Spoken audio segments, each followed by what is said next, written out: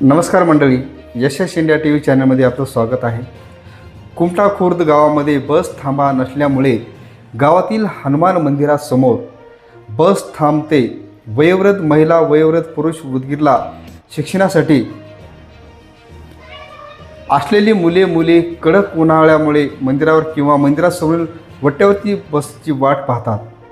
आज उदगीर कुमटा मार्ग Rohina bus driver आवेश Patil conductor Shankar वेळेकर या दोघांनी वयोवृद्ध प्रवासी बसची वाट पाहत होते.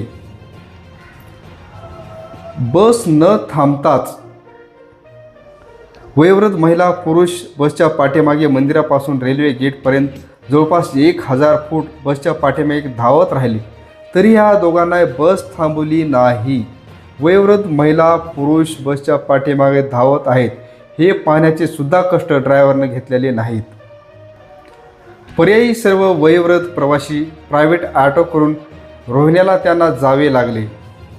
पवार व वेळेकर यांना आपण का बस थांबवली नाही म्हणून सरपंच सुनील केंद्रे व गावातील नागरिकांनी विचारणा केली असता आम्ही बस थांबली होती असे खोटारडी उत्तरे दिली व प्रवासी हात वर करून बसच्या समोर थांबले तरच बस थांबते, अन्यथा बस थांबणार नाही अशी मादुरड्या भाषेत दोघांनी उत्तर दिली. यांची तक्रार ATS पवारसाहेब यांच्याकडे सुनील केंद्रे यांनी केली आहे व ग्रामपंचायतीचे CCTV कॅमेऱ्यामध्ये बस न थांबलेले पुरावे व वृद्ध महिला पुरुष बसच्या पाठीमागे धावत असलेले सर्व पुरावे पवारसाहेब यांच्याकडे दिले आहेत. महाराष्ट्र सरकार 60 वर्षावरील वयोवृद्ध महिला पुरुषासाठी मुलींच्या शिक्षणासाठी बसच्या वेगवेगळ्या सवलती देऊन नागरिकांची सोय व्हावी यासाठी प्रयत्न करत असताना बसचे कंडक्टर व ड्रायव्हर जर अशा पद्धतीने वागत असतील, प्रवाशांची गैरसोय करत असतील आणि हेळसांड करत असतील,